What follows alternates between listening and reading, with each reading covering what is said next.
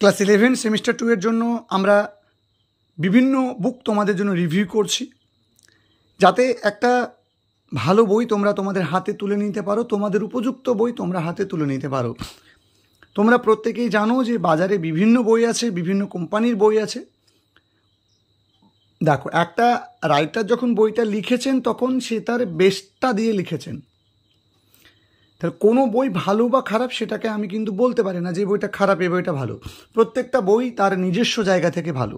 এখন তোমার জন্য কোন বইটা উপযোগী সেটা তোমাকে বুঝতে হবে। এই বইটা সেমিস্টার 2 এর জন্য রায় ও মার্টিন থেকে প্রকাশিত বই, ইংলিশ কম্প্যানিয়ন। দেখো, আমি বইটা হাতে পেয়েছি, তোমাদেরকে আমি বুক রিভিউ করছি। যাই হোক, আমার কাছে একটু বইটা হয়ে গেছে। দেখো, রায় মার্টিন থেকে প্রকাশিত বই, বইটা হাইলাইটার এডিশন বলা হচ্ছে। দেখো, ফার্স্ট এডিশন আগস্ট 2024, রুপিস বলে দিয়েছে কত, 400 অনলি, 400 টাকা দাম। তার মধ্যে কিছু ডিসকাউন্ট কিন্তু তোমরা পেয়ে যাচ্ছ। বইটার পিছনের দিকটা ঠিক এরকম আছে, তোমরা দেখতেই পাচ্ছ। এখানে কিন্তু স্যালিয়েন্ট ফিচার্স বলে দেওয়া আছে কীরকম বইটা written in perfect conformity with the new syllabus prescribed by WBCHSC, অর্থাৎ পশ্চিমবঙ্গ বোর্ড অনুযায়ী সিলেবাস অনুযায়ী এটা লেখা।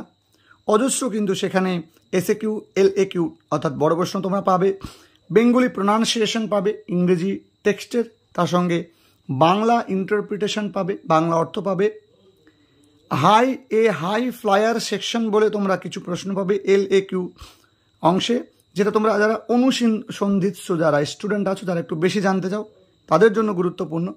সে সঙ্গে প্রত্যেকটা পোর্শনের গুরুত্বপূর্ণ পয়েন্টগুলোকে হাইলাইট করা আছে। গুরুত্বপূর্ণ যে প্রশ্নগুলো, সে প্রশ্নগুলোকে স্টার মার্ক দিয়ে দেখানো আছে। HS মডেল কোশ্চেন পেপার যেটা প্রকাশ করেছিল 2024 সালে, অর্থাৎ এবছরই বোর্ড কিছুদিন আগে যেটা প্রকাশ করেছে, তার প্রশ্নপত্র দেওয়া আছে।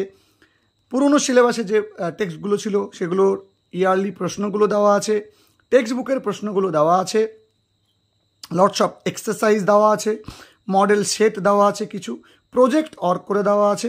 সে সঙ্গে কিন্তু নন টেক্সচুয়াল কিছু গ্রামার প্র্যাকটিসের জন্য দিয়েছে। এবার আমি বইটার ভেতরে গিয়ে বলি। বইটার সিলেবাস প্রথমে আলোচনা করা আছে, তোমরা দেখতেই পাচ্ছ সিলেবাসটা। ঠিক তারপরে দেখতে পাচ্ছ তোমরা তোমাদের একেবারে কোনটা কোথায় আছে সেটা বলে দিয়েছে। 7 থেকে 74 পাতার মধ্যে কী আছে, দ্য গার্ডেন পার্টি আছে। আর রঙিন, একেবারে একটা রঙিন বই। প্রথমে কবি বা লেখক পরিচিতি সম্পর্কে দেওয়া আছে, কোথা থেকে নেওয়া হয়েছে গল্পটা সেটা দেওয়া আছে, ভালো করে একটু দেখে নেবে। চরিত্রগুলো কে কে আছে সেটা সম্পর্কে এখানে আলোচনা করে দেওয়া আছে। গল্পটা একটা সামারি দেওয়া আছে। এইটা কিন্তু তোমাদের খুব গুরুত্বপূর্ণ। এই জায়গাটা কিন্তু তোমরা পড়তে পারলে অনেক বড় প্রশ্ন তোমরা নিজেরাই অনায়াসে লিখতে পারবে, এটা আমার ব্যক্তিগত বিশ্বাস। বুঝলে? তাহলে এই যে তোমরা বেঙ্গলি প্রোনাউন্সিয়েশন দেখছো, বেঙ্গলি ইন্টারপ্রিটেশন দেখছো, অর্থাৎ বাংলায় উচ্চারণ এবং তার বাংলা অর্থ দেওয়া আছে। সেই সঙ্গে দেখো, আমি বলবো তোমাদের প্রত্যেকটা অংশের খুব ভালো করে বোঝানো আছে। তারপরে ওয়ার্ড নোট দেওয়া আছে, আলাদা করে ওয়ার্ড নোট দেওয়া আছে এখানে।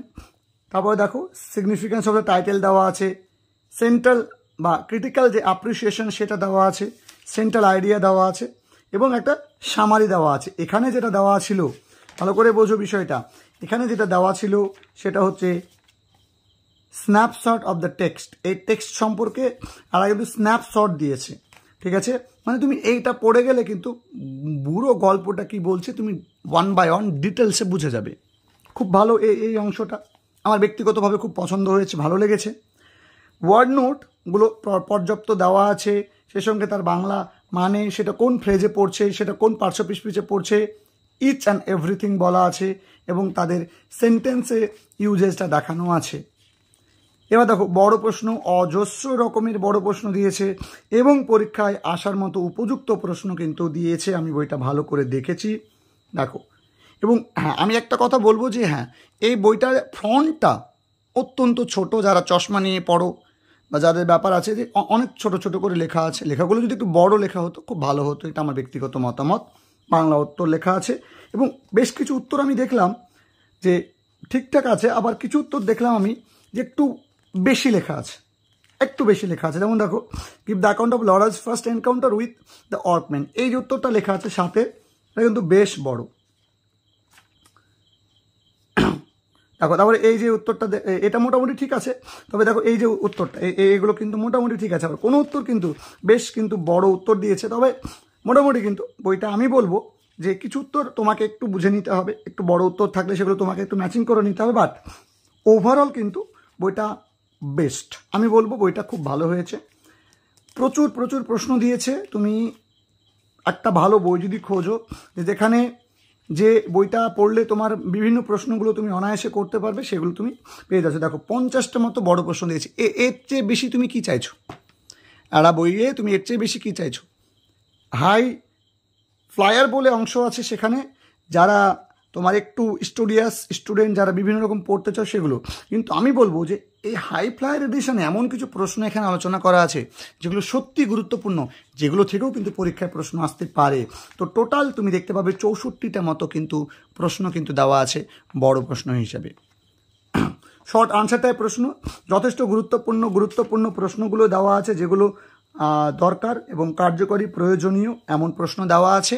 আমি আর তেমন কিছু তোমাদেরকে দেখাচ্ছি না, তোমরা একটু দেখে নাও, ঠিক আছে? আমি বইটা কাছে নিয়ে এসেও তোমাদেরকে দেখাতে পারি, এই প্রশ্ন উত্তরটা তোমরা একটু দেখো, বুঝতে পারবে ব্যাপারটা।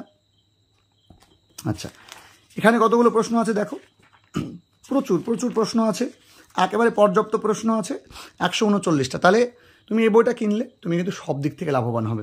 আমি চলে গেলাম, তোমাদের গল্প আমি দেখালাম, এবার আমি চলে গেলাম কবিতাতে। দেখো কবিতা মাই লাস্ট ডাচেস কীভাবে বোঝানো আছে, দেখো কবি সম্পর্কে বলা আছে, সোর্স অফ দ্য টেক্সট বলা আছে, character as at a glance কী কী চরিত্র আছে সেটা বলা আছে, দেখো অর্থ দেওয়া আছে, খুব সহজেই অর্থ দেওয়া আছে, খুব কঠিন অর্থ কিন্তু নেই, খুব সহজ অর্থ আছে।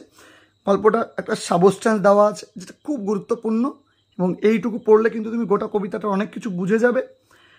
স্ট্যানজা ওয়াইজ কিন্তু প্রত্যেকটা স্ট্যানজা ওয়াইজ কিন্তু একটা সামারি দেওয়া আছে, এটা আমার খুব পছন্দ হয়েছে। আমি এর আগেও বললাম এই জায়গাটা কিন্তু তোমাকে, এই জায়গাটা তুমি ভালো করে পড়তে পারলে যে কোনো প্রশ্ন উত্তর তুমি অনায়াসেই করতে পারবে। সেন্ট্রাল আইডিয়া দেওয়া আছে, টাইটেল দেওয়া আছে যেটা তোমাকে পড়তেই হবে বড় প্রশ্নের জন্য, ওয়ার্ড নোট একইভাবে দেওয়া আছে। কবিতার ক্ষেত্রে দেখো অ্যানোটেশন দেওয়া আছে, টিকা দেওয়া আছে, বিভিন্ন শব্দের সম্পর্কে ব্যাখ্যা কিন্তু দেওয়া আছে। সুতরাং বইটাকে কিন্তু কোনো অংশে কম বলা যাবে না। এই প্রশ্নগুলো দেখো, প্রত্যেকটা উত্তর কোথায় কোথায় আছে সেটা বলে দিয়েছে। এবার কবিতার উত্তরটা আমি যেটা বলছিলাম যে কিছু কিছু উত্তর অনেকটা বড় আছে, এগুলো কিন্তু এই দু একটা প্রশ্ন উত্তর কিন্তু অনেকটা মানে বড় করে দেওয়া আছে, এবং ফন্টটা অনেক ছোট, যেটা বললাম কোম্পানির কাছে আমি বলবো যে ফন্টটা যদি বড় করা যায়, এর পরের বছর রেডিশন করে যদি এটাকে যদি একটু ফন্টটাকে যদি একটু বাড়ানো যেত, আই থিঙ্ক যে অনেক ছাত্রছাত্রী যারা চশমা ইউজ করে পড়ে তাদের ক্ষেত্রে কিন্তু খুব সুবিধা হলো। যেমন এই প্রশ্নটা দেখো অনেকটা বড়, তাই না? এই প্রশ্নের উত্তরটাও যথেষ্ট বড়, যেহেতু একটা অড লিমিটেশন দেওয়া আছে সেক্ষেত্রে অনেক বড় প্রশ্ন, অনেক উত্তর লেখা কিন্তু ব্যাপার থাকে এখানে। যেমন এই প্রশ্নের উত্তরটা যথেষ্ট বড়, এটাও যথেষ্ট বড়, এটাও যথেষ্ট বড়, এগুলো কিন্তু বড়। কিন্তু দেখো ছোট ছোট ফন্টে লেখা আছে বলে কিন্তু মনে হচ্ছে যে প্রশ্নগুলো ছোটই তো আছে, কিন্তু অ্যাকচুয়ালি কিন্তু অনেক বড় কিন্তু এগুলো। তাহলে ঠিক আছে, এবার এ দেখো কতগুলো প্রশ্ন আছে, সব মিলিয়ে হাই ফ্লায়ার মিলিয়ে সব মিলিয়ে 50টা। এবং এখানে কবিতার লাইন তুলেও প্রশ্ন আছে, শর্ট কোশ্চেন আছে, মানে 2 মার্কের যেগুলো হয় সেগুলো আছে। দেখো এখানে কিন্তু টোটাল প্রশ্ন আছে হচ্ছে 96টা মতো, ফলে গুরুত্বপূর্ণ। এবার আমি বলবো যে তোমাদের যেটা আছে সেটা হচ্ছে র্যাপিড রিডার যেটা আছে। দেখো র্যাপিড রিডারের ক্ষেত্রে সেম অ্যাপ্রোচে লেখা হয়েছে, আমি জাস্ট তোমাদেরকে বলার খাতিরে বলছি। এবার দেখো এখানে গোষ্ঠ ব্রাহ্মণ থেকে তোমাদের বড় প্রশ্ন আছে মোটামুটি করে, দেখো 41টা হাই ফ্লায়ারে গেলাম, 42টা প্রশ্ন আছে, এরকম করে প্রচুর প্রচুর প্রশ্ন আছে। গ্রামার তোমরা দেখে নাও, গ্রামার তোমাকে প্রথমত বুঝিয়ে দিয়েছে, তারপরে অজস্র প্র্যাকটিস দিয়েছে। দেখো 144টা মতো শেড দিয়েছে, এরকম কিন্তু প্রচুর প্রচুর কিন্তু প্র্যাকটিসের জন্য কিন্তু আছে। প্রেপোজিশন দেখো, ক্লজ দেখো, জয়নিং দেখো, প্রত্যেকটা পার্টিসিপল দেখো, জেরাম দেখো, প্রত্যেকটা কিন্তু যথেষ্ট পরিমাণে আছে। এনাফ, বইটা তোমাদের জন্য কিন্তু এনাফ। রাইটিং দিয়েছে, প্রচুর পরিমাণে রাইটিং তোমাদের দেওয়া আছে, রাইটিংগুলো দেওয়া আছে, এনাফ। আমি বলবো যে ডেফিনেটলি বইটা ভালো হয়েছে। তোমরা চাইলে বইটা তোমাদের ফার্স্ট চয়েস হিসেবে তোমরা এই বইটা কিনতে পারো। আমি এতটুকু বললাম। এবার অনেকে তোমরা জিজ্ঞাসা করছো যে কোন বইটা বেস্ট হবে। দেখো বেস্ট বই বলাটা খুব চাপের হয়, তবে আমি অনেকগুলো কোম্পানি বই দেখলাম, আমি তোমাদেরকে খুব দ্রুত একটা বই, আমি কার জন্য কোন বইটা গুরুত্বপূর্ণ হবে, কোন বইটাতে কি আছে সেটা নিয়ে আমি একটা কম্প্যারিজন ভিডিও তোমাদেরকে করে দেবো। দেখো লেটার কিন্তু রাইটিং অনেক আছে, ঠিক আছে। রিপোর্ট রাইটিং এখানে দিয়ে দিয়েছে, রিপোর্ট রাইটিং প্রচুর আছে। সে সঙ্গে মোটামুটি আবার তোমার এখানে দেখো প্রজেক্ট অর্গ যেটা আছে, আমি প্রজেক্ট অর্গটাই দেখতে চাইছিলাম, তোমাদেরকে দেখাতে চাইছিলাম।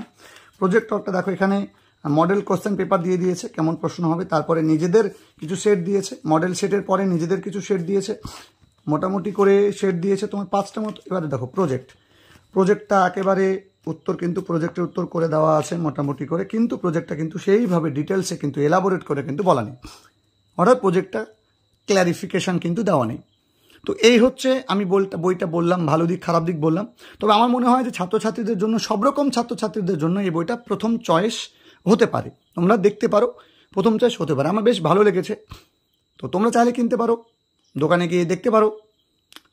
যদি আমার মনে করো যে আমার কম্প্যারিজন ভিডিওর জন্য অপেক্ষা করবে, তোমরা অপেক্ষা করতে পারো, বেশ কিছুদিনের মধ্যে তোমরা জানতে পেরে যাবে। তো দেখা হচ্ছে তোমাদের সঙ্গে পরবর্তী ভিডিওতে, ততক্ষণ পর্যন্ত প্রত্যেকে ভালো থেকো, সুস্থ থেকো, সুন্দর থেকো।